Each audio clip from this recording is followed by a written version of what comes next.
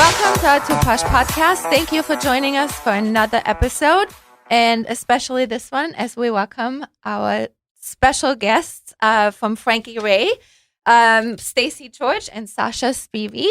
And I'm Gabrielle, and I'm here with my daughter Marcella. Hello. And Cruz. What's up? Miss Polly on the screen. Hello. And Spider, our technician. Hello. Who helps us with everything. Yes. And we have an amazing start to this show. I was waiting to announce this, but we have hit 60,000 downloads.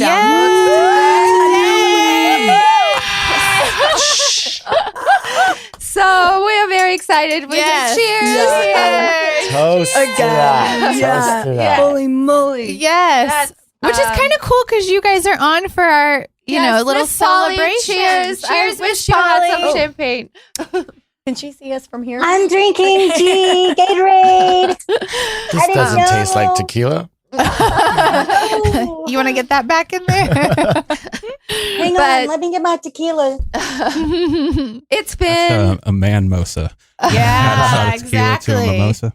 Oh, really? Yep. Oh, I didn't know that. Well, I guess I drink man-mosas then. Shit. So, to get to 60,000 downloads, that's like really exciting for us because that's a lot. I remember in the very beginning when we first started, they would show you these little graphs. Like if you had, 25 downloads, or 50 or 100, and they showed you people in the audience. That's who you're talking to. It's really cool. Yeah. So then I was like, 60,000? That's like Seems so impossible. freaking stadium. Wow, it is. It's crazy. So, yeah, we're very excited about that. And thank you for being here on this exciting day. And we are going to get right into this because this is an amazing story. These two beautiful ladies are here today to share their life stories and tell us a little bit about themselves and who they are and where they came from and how it came to be that they started this line, this beautiful, amazing, unbelievable. What would you say? Is it what would you call it? Briefcase line or is it a Bags. Yeah, At the moment, it's more of a luxury travel. And I think that's our main direction right now. But we definitely, as we grow, we have so many plans to expand to more of an everyday line. And we actually have some things in the works right now that are more, I'll tell you Sasha's term that was so good. So we were calling it like athleisure. But she's like, no, it's more athluxury. I love it. It's the luxury of everything. Yeah, and I think, more of just a unique luxury lifestyle brand is kind of a good umbrella term for everything. Yeah. Because we don't ever really want to deviate away from the luxury because, well, we like fancy. And so, but definitely, finding ways to create all sorts of interesting and fun products that still you feel good when you wear them. They're nice, they're good quality. But there's a little flavor, a little Stacey Sasha spice to everything. I love Sasha spice. I love that. So the Frankie Ray brand is incredible, and we'll hear all about that in our second episode. But in the first one, we want to get to know you better. So why don't we start with Stacey and tell us a little bit where you are from, how you grew up, how you came to do this. This and how your friendship evolved, how you met, all those kind of things. Are you married? Do you have children? All this kind of stuff. Okay.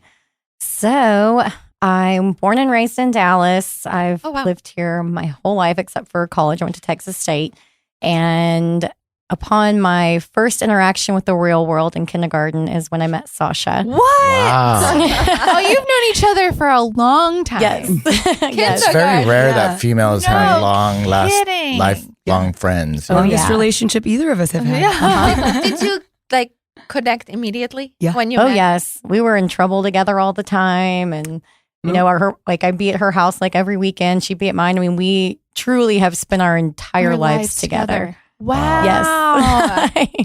That is amazing. Amazing. I love hearing that. And it's funny because it's like now later on, I guess it's Stacey's turn. Shoot. No, go. But, I feel like now it's more impactful and we get more responses like y'all because again, it's like, in high school, we went to small private Catholic schools, meeting people like, oh, y'all are really close. But, well, we've known each other since kindergarten. It wasn't quite as astounding. Yeah. And, now fast forward however many years it's been since high school, you hear people go, what, really? What, kindergarten? Like the whole time you've been friends? We're like, yeah, no, really. Wow. The whole time. Since then. Have you always been this close though? Or was that time where? Yes. No, We would drive. She went to A&M and we'd drive back and forth between like College Station and San Marcos. And we've So you're like sisters at this point. I mean, that's more or less. The paperwork hasn't been formally processed by her dad to adopt me, but pretty close. We had this big event a couple months ago, and my dad's not great at Facebook or anything like that. But when he does something, it's big. Like it may look small, but for him to do it, it's a big deal. And he posted a picture of the three of us. And the caption was, "My daughters." Oh, I know. Did that make you teary? Yeah. Which is hard to do. I'm not really that person. So I am. I cried. Yeah. She's like, he loves. I was like, I know. Oh, and then she cried, so I probably cried. And I was like, okay, this is legit. Yeah. That's awesome. Okay, so kindergarten. We went to St. Bernard over in East Dallas. And from there, just went on to Bishop Lynch, just down the road from there, which I currently live very close to there now. Her mom is my neighbor. A block away from my mom. Oh my goodness. Oh my goodness. It's not like we're codependent or anything, but I love it though. This is so cool. Well, it's normally because you think like, God, aren't y'all sick of each other yet? And I'm like, no. What are you doing later? Honestly, we've been on trips together for like a week, 2 weeks at a time, and we'll get home and like hours later, like, hey, are you busy? Yeah, it really happens. But how neat is that though to be able to experience that, like in your life? Soul sisters. Soul sisters, truly. Sure. Yeah, I mean, people are so mean to each other sometimes. Girls especially. Yeah, and then no kidding. Catty bitches. It's true. Yes, I love it. True. Okay, continue. So then, I mean, just as far as what I was going to do with my life, high school, I didn't know I was going to get into college. I didn't even really think about it. I wasn't great at school. And then somehow I got into school. I was like, okay, I guess I could probably do something with my life. My sister and I started like a little fashion company. My sister started making these really cute tank tops, and of course she's like, hey, come help me. I was like, okay, great. So then we started making like some cool jackets and skirts. And when's the timeline? How long ago was this? Like 15 years ago. So you're still in college? Yes, at that time. Yeah. And so I knew that, fashion was something I really, really wanted to get into, even though I ended up going to school thinking I was going to be an attorney. That was the family plan, I guess. Womp womp. Right. What they wanted. Yeah. This is way more exciting. Yeah. So I did the internship. Now lawyers all buy that. our stuff. Yeah. Exactly. That's great. I started making fanny packs. I was like, this is what I want to do. And I tried to do the lawyer thing, and the second that I got into that, I was like, no, absolutely not. So I did a little digital marketing, and that's really what I did up until we started Frankie Ray like 3 and a half years ago now. Okay. Wow. Now tell us a little bit about your personal life. Married, boyfriend, kids. I'm not married. I don't have a boyfriend. I don't have any kids. I have a cat. The story gets sad. It's sad. By choice. But I have the coolest cat.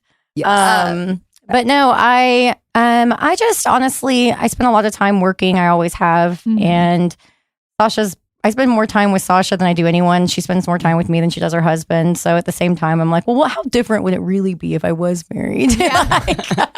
Do you have any Three's company? Do you have any crazy ex stories, like exes? Oof. Who doesn't? That's why I was asking. I'd love to meet them. Right. Yeah. They're all crazy, I have to say. I always feel like everyone's like, well, what are you doing wrong? I'm like, nothing. I was like, men are way crazier than because I feel like women are very forthcoming with their feelings. I feel like they're very honest about how they feel and what they want. Right. I don't think anything is really ever a surprise.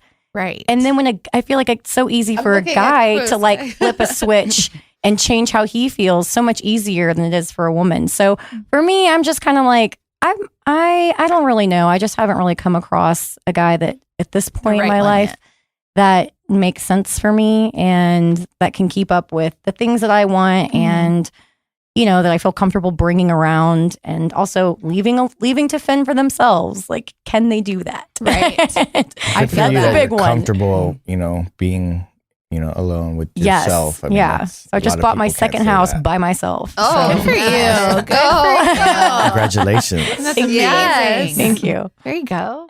So it sounds like your life has, I mean, been really kind of smooth going. I mean, obviously, there's been, you know, points of trauma. I think that everybody has those where I've learned to appreciate just every single thing that I have and that I've earned and that I've worked for. And it's a motivating factor to keep Sasha and I going, you know, like we've both had things happen in our lives that we hang on to that keep us humble daily. And, also things that keep us like, hey, you know all my secrets. And it's not a bad thing.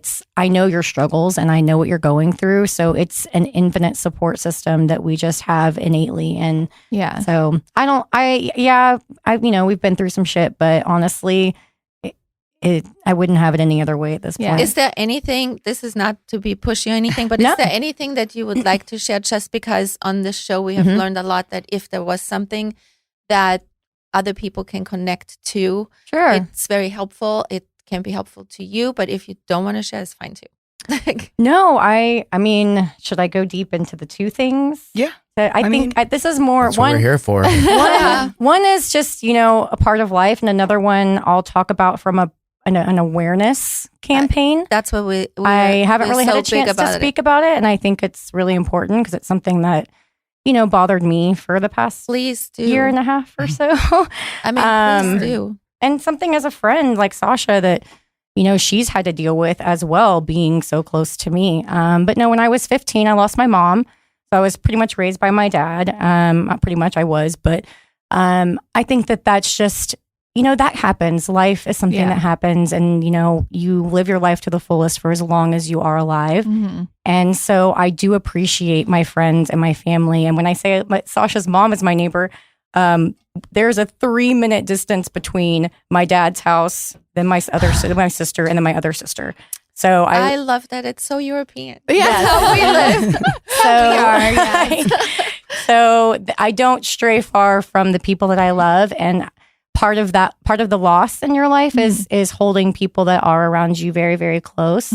And I'm so thankful for that because it has given me the ability to appreciate what it means to be loyal and my appreciation for Sasha and our relationship. So I think, you know, even though it's a struggle and you miss out on things, there's a lot of things that it teaches you, and it does humble you because you're not invincible no matter what you have, no matter who you are. So, but I do think she's watching out for us. She always is. Yeah. So we always feel like, oh yeah, so her name's Callan. Callan knows. Callan knows. We talk to her a fair amount. Yeah, I love that. Right. Though. So she was a wild lady. Yeah. So, but about maybe almost 2 years ago, my ex-fiance, we had broken up, but there was a time period in which he was really struggling with the breakup and had a very hard time.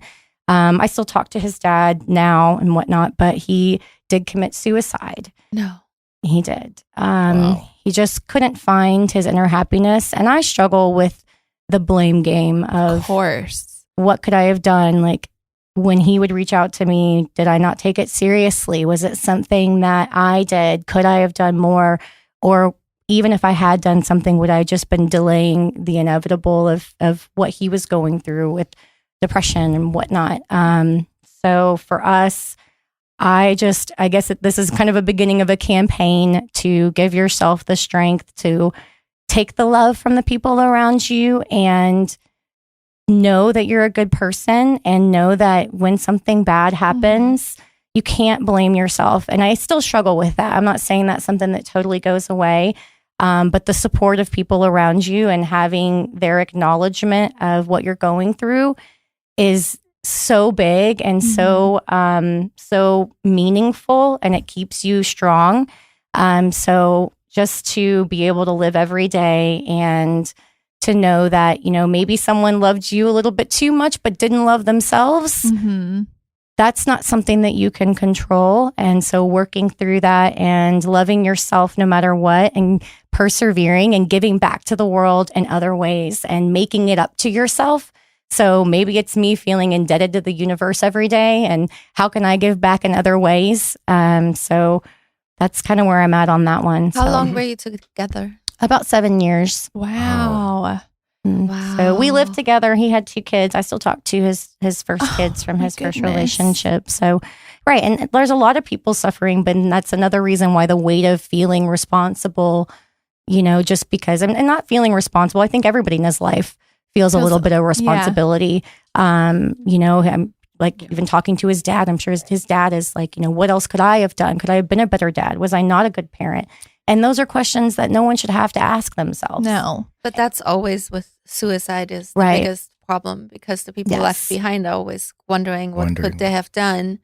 And I have known from experience that you really can't stop it when someone wants to do that bad. Mm-hmm. Like there's, it just you can't. You couldn't have done anything differently. And even though you're questioning yourself, I'm sure, and his dad and his people around him, but it's something that, I don't know, it is very difficult. And it's probably one of the toughest things, because it is tough. And having, like I said, the biggest thing is having your friends and having your family and using that as your motivation to be a better person. And whether it's, building a brand and, giving yourself, just thanking God every day that you have the opportunities that you do and the support that you do, just turning it over, and don't let it be something bad, let it be something good and turn it into something positive. So again, not an easy thing to do, but definitely it's okay if you make it something positive. That's okay. I agree with you 100%. And you now have like a platform, like no matter what you're building, no matter what the brand is, you still have a platform to speak of your experiences and reach and touch a lot of people that way, I feel like. Can I ask you a question about losing your mom? Mm-hmm. My youngest daughter's best friend lost her mom a year ago, and she was 16. So when I hear you say that, I am. This is why when you share stories, it's like helpful. You possibly could help. Like when you said it, I'm immediately going, do you have any advice for me as her best friend's mom? Because that's who I am. I don't want to take the place of her mom. I have tried my hardest to be there for her as best as I can.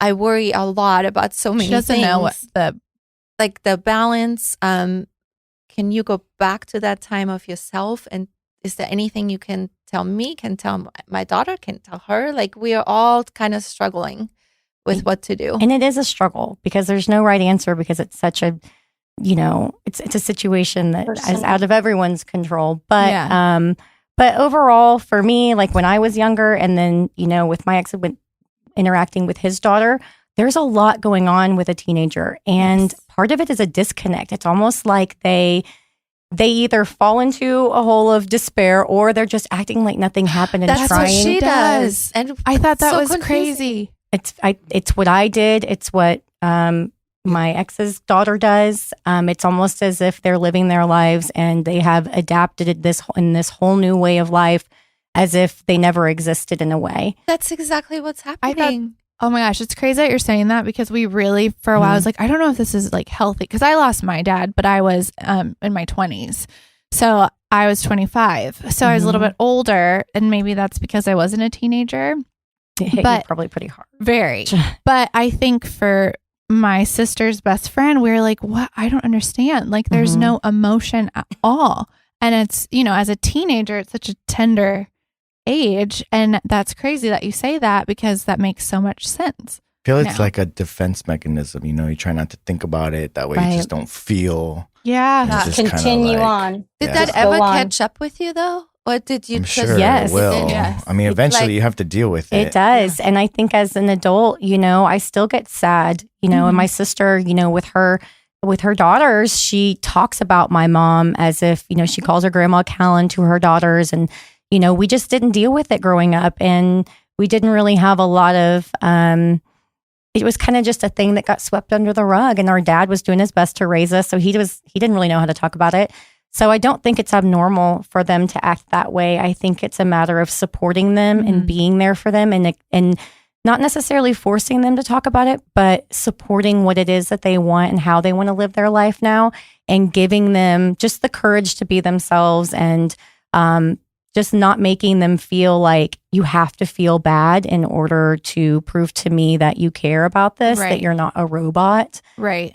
So I feel as if it does seem normal from my experiences. I think that's amazing that you say that, because it makes me feel better for her. I was just worried because it does seem very worrisome as when you're a grown up and you're like, I feel everything. Wait a minute. That's true. How did this not make you sad? I mean, but for someone so young, not to be able to understand how to release these emotions, for sure. You know, she's just probably digging deep and put it inside, you know, and just kind of in the back of her head.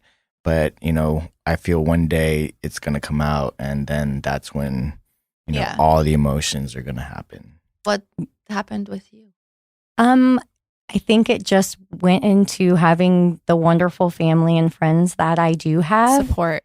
Yes. And it, you know, there was gradual moments where it would come out, but, you know, and Sasha and I, our brand is called Frankie Ray. It's named after our dads, and that's for a reason.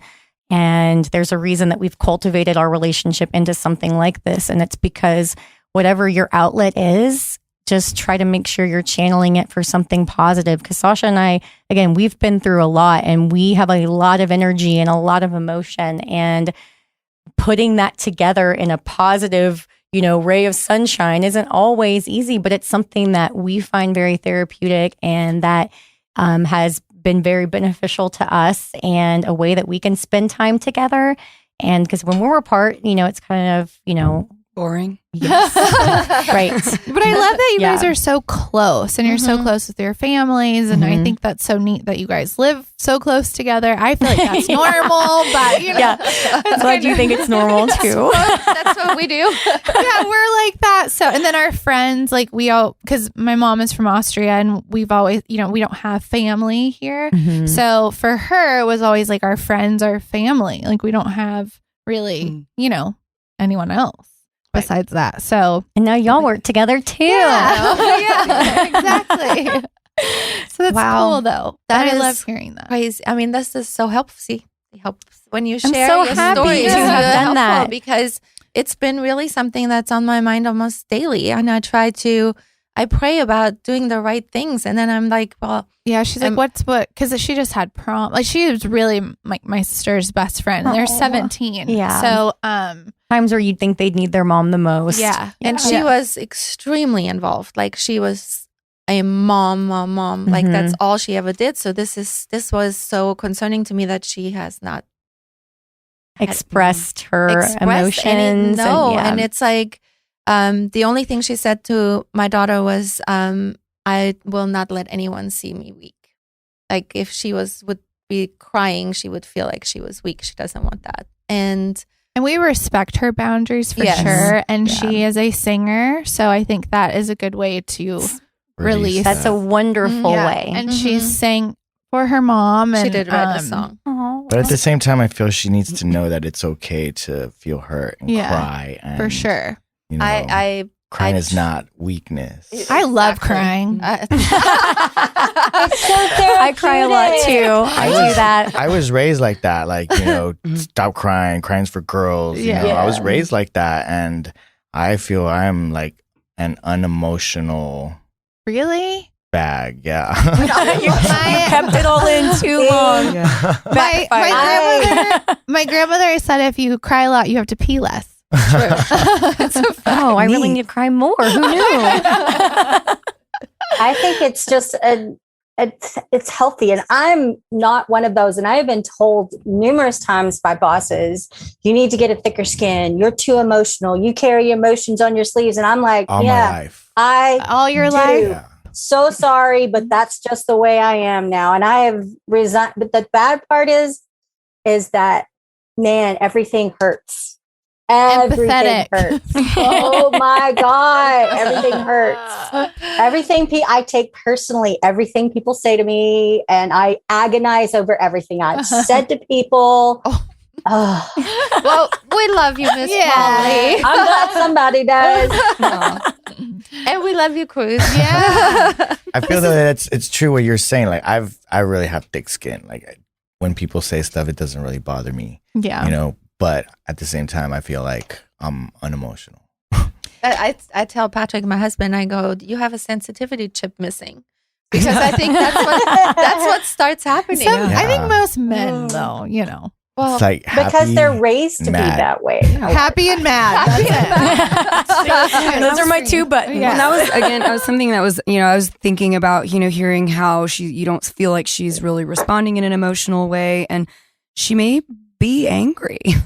And I think, and not necessarily, at her mother, but more just angry about and frustrated about the situation. Mm-hmm. And I'm personally someone who tends to respond to difficult situations with anger and frustration more than sadness or, emotional crying. And what I've found to be, fairly cathartic can be, I don't know if she sings, that's great, but even like those axe throwing or the yelling, screaming phone lines or the rooms that you can go to and just smash a bunch of shit.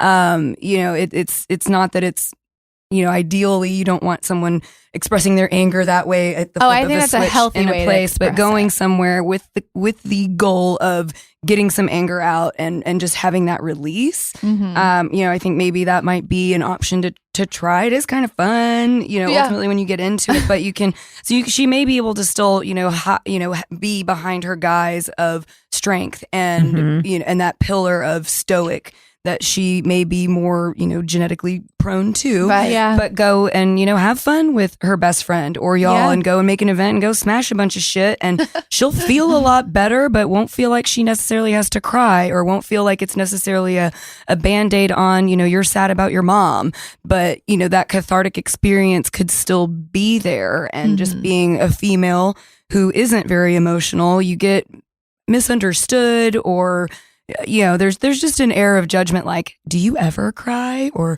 are you made of stone? And I am that person. I'm like, fuck, cry. Like, poke myself or, do something to gear that way. But really it's just, kind of how you're wired or some of it may be just, emotional upbringing or whatever your environment is. But everyone has feelings. It's just feeling comfortable feeling them. Yes. I think is a whole sentence. different, a whole different component. And that, also knowing how to deal with it. I mean, at such a young age, having something happen like that. I mean, and to not feel like you're boxed into, okay, you have to cry about your mom. You have to do this. Sure. And these are the ways that you're supposed to feel about this, which is just, that's a daunting in and of itself. You just have to experience to understand. It's not something that you learn how to feel, Of course. Right. Oh, 1,000,000%. I mean, it's so, all you guys are saying. I love it. Lots of therapy. Yeah. But and it's hard. They've tried to put me in therapy right after my mom. And I don't know if you were in therapy after your dad, but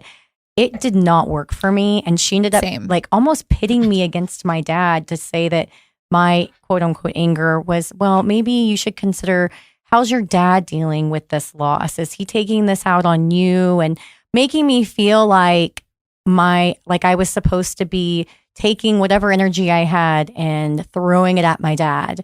So there's a moment of when you are that age and if your parent or whoever is your guardian isn't involved in the therapy, you have to be very careful of that and who they're talking to and how they're telling them to deal with it. And they always like to throw it on someone else. I do not like that. Oh, no way. And I think to everybody it's different. Like I tried eye movement therapy. Oh, interesting. EMDR. Yes. And for me, because we've just been through a lot of trauma. I am somebody it's probably not the best way, but hey, I put it on the cloud, it goes, I deal with it and it's gone. I don't want to keep going back to it. Like your pickup truck, Sasha. So for me, just that any tumultuous trauma, went through a heap and helping of that a few years ago, but it's hard to deal with whether it's self-induced or something you've experienced. Mine mine was more like I did it to myself. But, feeling guilt for any success that you have, or feeling like you don't deserve any of the good things that are coming your way because you have the shame or sadness or embarrassment of whatever you've done previously. Yeah. And one of the most helpful things, finding a therapist that you vibe with, because yes, I heard that's hard. Don't go. It's a waste. It's not inappropriate to interview. You can do phone interviews, a Zoom call. It is absolutely ethically appropriate to pick 3 or 4 of them, have a session with each, have a phone interview with each, an actual session with each, and then make your decision. Finding a good therapist alone crucial. That you can connect with, I think that's a huge deal, because I've been through therapy, and like you said, I've been one after another. I'm like, this guy's trying to tell me what to do. Right. He's trying to help me. I need to help him, Yes. And you're like, yeah, who's this guy? Yeah. So you definitely have specific therapists too for different situations. Like if you've had a trauma, you need a therapist that's trained in trauma therapy. That's true too. It's just hard. It's important. It's hard finding one. And so it's kind of back to your cloud. There's that to your cloud, component for, someone like me. It was very helpful to visualize, your life is a pickup truck, right? So everything that's happening right now, my life, I have a wonderful husband, the successes, the momentum that's building, and things are falling into place, that lives in the cab of the truck with me while driving, right? Yeah. All the bullshit and all the horrible, horrible things that have happened before, that lives in the truck bed. Yeah. So it's there, it's there, but you're not driving, turning around, looking at it, and it's not in that same space with you. I talk with my arms a lot. Me too. And so it's a great way to, acknowledge and respect what you've been through, and, know that it's there, but not let it, come in and take over and consume and, detour you, because that's very easy to feel guilt or shame about something and let that past affect your future decisions or things moving forward, or just your whole mindset for what you're wanting to accomplish. And who needs that? You worked really hard to get past it, or to get to where you are, and then to let that contribute to anything negative to what you're trying to achieve is it's sad. To find a way that whatever mental picture works for you. The pickup truck for me, I'm very logical, just kind of a type A personality, but it's easy to visualize. So there were times like if I was having a bad day, or, just thoughts that are moving forward, I'd be like, okay, I'm literally putting this shit in the back of the truck bed. I would picture myself with a box filled with, intangible things, and putting it in the back of a truck bed. And as simplistic as it sounds, it's so effective to just help you be like, all right, it's back there. That's okay, awesome. Let's drive. Yeah. Move forward. It is. Yeah. So whatever that is, but finding a way to compartmentalize in a healthy way, I can very much speak to the benefit and just how important that was for me in moving forward in any real way. Same. Yeah. That because ignoring is pretty much impossible. Yeah. No, but I love that. It is very helpful. Because it is something that obviously I'm close with my family, so I see it. And I work with a lot of kids too, and I've had a few students lose parents, but not this close, like where it was in our house all the time. So we were I know you were struggling the most. So I feel like that's very helpful. The second it happened, I was like, how am I going to recover from this? Yeah. And I was next? I was immediately going, oh my goodness, like, how is this going to affect her, my daughter? And you're friends with the mom too. Yes. She was a newer friend, but yes. With the music, and she was the most supportive, sweetest lady ever. And we were getting really close. So it was kind of, that was hard too, but I was mostly concerned about the girls. And I still am struggling all the time going, well, what is my place? If the dad, like your dad, I don't know what he did, but dad I feel like is checking out a little bit. So can't handle. Yes. So all of a sudden overnight, she has a boyfriend and she has so much freedom. Like it doesn't matter anymore. And now I'm here. I'm like, you're like, wait a minute.